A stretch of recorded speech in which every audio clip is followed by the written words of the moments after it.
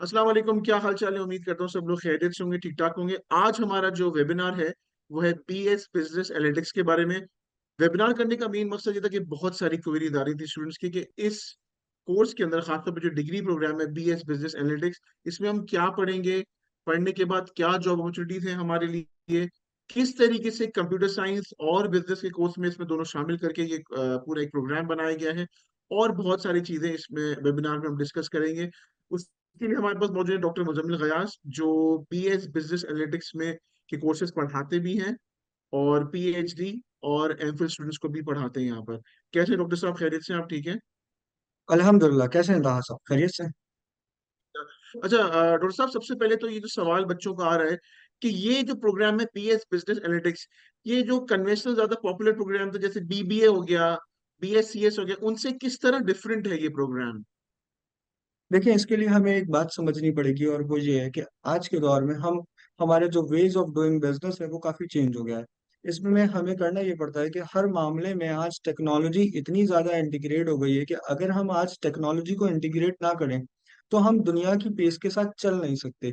यहाँ आइडिया ये है बीएस बिजनेस एनालिटिक्स में कि हम बिजनेस को और टेक्नोलॉजी को मर्ज करें और फिर एक प्रोग्राम बनाएं जिससे आप जो है वो अपने बिजनेस वर्ल्ड में जाके अपने बिजनेस को टेक्नोलॉजी इंटीग्रेट करें और उससे जो है वैल्यूएबल इंसाइट लेके आपकी डिसीजन मेकिंग बेहतर हो जाए। मुझे बताइएगा, इसमें जो मेजोरिटी कोर्सेज है वो कंप्यूटर रिलेटेड है या वो कॉमर्स रिलेटेड कोर्सेज है ज्यादातर? ये एक मर्जर है कंप्यूटर रिलेटेड कोर्सेज और आपके बिजनेस एडमिनिस्ट्रेशन रिलेटेड कोर्सेज का। अगर हम इसमें ये बात करें कि मेजॉरिटी कंप्यूटर रिलेटेड है, तो आई थिंक मेजॉरिटी जो है वो हमारे पास 60% के करीब इसमें में बिजनेस रिलेटेड कोर्सेज हैं। And we have other courses जहाँ पे हमारे पास आईटी रिलेटेड कोर्सेज आ जाते हैं, जिसमें हमारे पास जो है वो प्रोग्रामिंग लैंग्वेज वगैरह की बात कर लेते हैं, आर्टिफिशियल इंटेलिजेंस की बात कर लेते हैं। और बेसिकली हम ये बात कर रहे हैं कि आर्टिफिशियल इंटेलिजेंस को जो है वो कैसे हम अपने बिजनेस वर्ल्ड के अंदर यूज कर सकते हैं, या ये इसी टाइप की चीजें जो है, क्या टूल्स और क्या टेक्निक्स हम यूज कर सकते हैं to in order to enhance our business.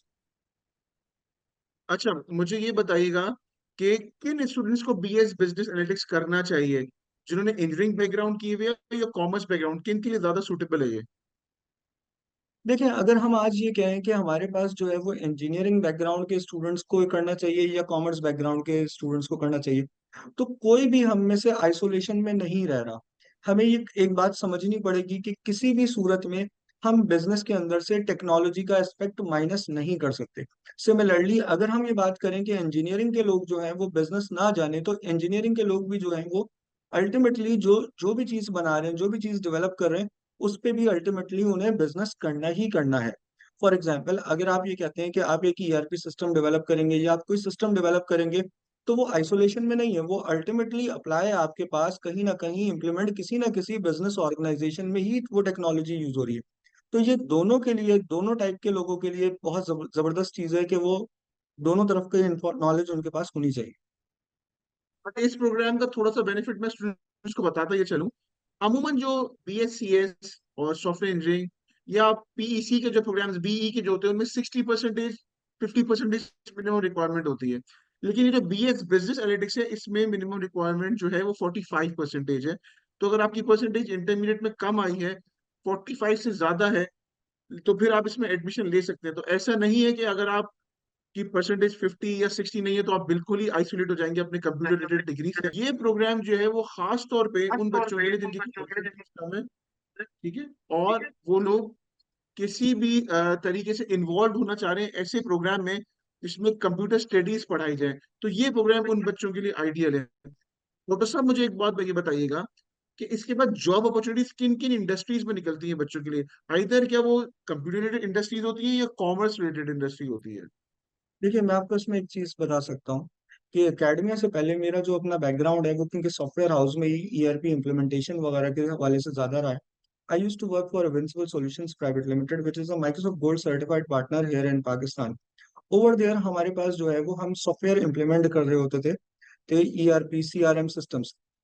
ERP और सीआरएम सिस्टम की इम्प्लीमेंटेशन के लिए हमारा नॉर्मल परसेप्शन ये है कि वहाँ पे बहुत ज्यादा डेवलपर्स बैठे हुए होंगे और वो डेवलपर्स जो हैं वही इम्प्लीमेंट करेंगे। लेकिन ऐसा बिल्कुल भी नहीं है। बात बुनियादी तौर पे ये है कि आपको किसी भी सिस्टम को इम्प्लीमेंटेशन करने के लिए एक इम्पॉर्टेंट चीज है कि आपको बिजनेस प्रोसेस समझना पड़ता है, और जो भी बिजनेस है आपको उसकी रिक्वायरमेंट चेक करनी पड़ती है। तो वहां पे हमारे पास एक पोजीशन होती है जिसे हम कहते हैं सॉफ्टवेयर कंसल्टेंट, या जिसे हम ये कहते हैं कि वो कंसल्टेंसी की पोजीशंस होती हैं। और ये यकीन करें, ये बहुत हाईली पेइंग जॉब्स होती हैं। Over the period of time I have seen कि जो बच्चा आपके पास कंसल्टिंग में जाता है, जो आपके पास यूनिवर्सिटी से ग्रेजुएट हो निकल के जाता है, वो 2-3 साल तो पाकिस्तान में काम करता है, और उसके बाद वो कहीं ना कहीं वो या तो यूएई में कहीं बैठा होता है, या सऊदी अरब में होता है, या कनाडा में होता है, या ऑस्ट्रेलिया में होता है। क्यों? क्योंकि पूरी दुनिया में इसकी डिमांड है। तो कंसल्टेंसी के लिए हम ये कहते हैं कि कोई ना कोई ऐसा ऐसे लोग हों जिन्हें बिजनेस प्रोसेसेस भी पता हो, जो डेवलपर को और आपके बिजनेस के लोगों को कनेक्ट कर सके। और ये वो लोग होते हैं कि जहाँ पे हमें इस टाइप के लोगों की जरूरत होती है कि जिन्हें दोनों साइड की चीजें पता होनी चाहिए। इसके लिए जो चीज हमें जरूरी है, वो दो चीजें ज्यादा जरूरी होती हैं। एक, हमारे पास खास तौर से वो स्टूडेंट्स जो अकाउंटिंग एंड फाइनेंस के बैकग्राउंड से आ रहे होते हैं, उनको बहुत ज्यादा जरूरत होती है। और दूसरे, हमारे पास सप्लाई चेन की, क्योंकि बिजनेस प्रोसेसेस को आपको इंटीग्रेट करना है सॉफ्टवेयर से। और जब आप अपने बिजनेस प्रोसेस को इंटीग्रेट कर लेंगे सॉफ्टवेयर से, तो आप फिर ही उसको कोई ना कोई इम्प्लीमेंटेशन कर सकते हैं। एक तो बात ये हो गई कि स्पेसिफिकली अगर कोई सॉफ्टवेयर कंसल्टेंट बनना चाहता है, तो ये उसके लिए जरूरी। अच्छा, दूसरी बात ये कि जो डेवलपर्स हमारे पास, जिन्हें बिजनेस प्रोसेस नहीं पता होता, वो बेचारे, हमेशा उनके साथ प्रॉब्लम ये होती है कि उन्हें ये पता होता है कि जी हमें ये डेटाबेस से यहाँ से जो है ये फील्ड उठा के लेके आनी है, और ये सीक्वल सर्वर में ये कमांड देनी है। लेकिन क्योंकि वो बिजनेस प्रोसेस को नहीं जानते, तो consequently they are unable to develop better systems. As a result they are unable to grow professionally when they are working as a software developer. Similarly, अगर हम ऑर्गेनाइजेशंस की बात करें, तो वो तमाम लोग जो हमारे पास बिजनेस के अंदर है, वहां पे अगर एक सिस्टम आ जाता है, किसी ना किसी ऑर्गेनाइजेशन में कोई ना कोई सिस्टम चल रहा है, ईआरपी सिस्टम, सीआरएम सिस्टम, तो हम क्या, एज अ बिजनेस पर्सन, क्या हम ये चाहेंगे कि जो इंसान हमारे पास आ रहा है, हम उसे ट्रेनिंग पे ट्रेनिंग देते जाएं और उसको सिखाने में ही हमारा टाइम सर्व हो जाए? या हम ये चाहेंगे कि वो लोग हमारे पास आए जो ऑलरेडी ट्रेंड हैं और वो काम करते रहें? कॉन्सिक्वेंटली, ये वो लोग होते हैं जिन्हें दोनों साइड का आइडिया होता है। ये वो लोग होते हैं जो जल्दी एक्सेल करते हैं अपने करियर में। Sir, excellent answer. यही बात मैं स्टूडेंट्स को बताना चाह रहा था, और क्यों ना एक एक्सपर्ट से जानी ये बात आज हमने, कि जो लोग कॉमर्स बैकग्राउंड होते हैं, अमूमन देखा गया कि उनकी कंप्यूटिंग साइड या जो भी प्रोग्रामिंग साइड, बाकी आप कंप्यूटिंग की फील्ड देखें, वो थोड़ी वीक होती है। जिन लोगों की कंप्यूटर साइड स्ट्रांग होती है, उन लोगों की ये कॉमर्स साइड। लेकिन ये प्रोग्राम ऐसा है जो दोनों ही साइड स्टूडेंट्स की स्ट्रांग करता है, ताकि आइंदा आने वाले दिनों में, जो अभी सहसा सर ने बताया कि ऐसी जॉब्स हैं कंसल्टेंसी की जिसमें दोनों ही आपको चीजें चाहिए, बिजनेस और कंप्यूटर रिलेटेड नॉलेज भी चाहिए। अच्छा सर, मुझे थोड़ा सा इसमें ये बताइएगा कि क्या वो बच्चा जो टेक सेवी ना हो, क्या वो बच्चा जिसको कंप्यूटर की बहुत ज्यादा नॉलेज ना हो, क्या वो ये प्रोग्राम कर सकेगा या नहीं? जी बिल्कुल, मेरे ख्याल से वो प्रोग्राम में बिल्कुल आ सकता है, एनरोल हो सकता है। रीजन बीइंग कि अगर आपको कुछ ना आता हो तो ये एक अलग मैटर है, लेकिन अगर आप सीखना चाहते हैं तो दुनिया में कोई चीज ऐसी नहीं है जो आप सीख ना सकते हैं। एंड सही वी है, आर सही हेयर है। To provide you every possible situation के जहाँ पे हम आपको लर्निंग हाँ। अपॉर्चुनिटी दे सकें। अगर आप इकरा यूनिवर्सिटी में आते हैं तो we have more than 20 labs, and every sort of software is available, you name it and we have it. But और इस यही वो वजह है कि जिसकी वजह से हम ये कहते हैं कि you can certainly do it. Hmm.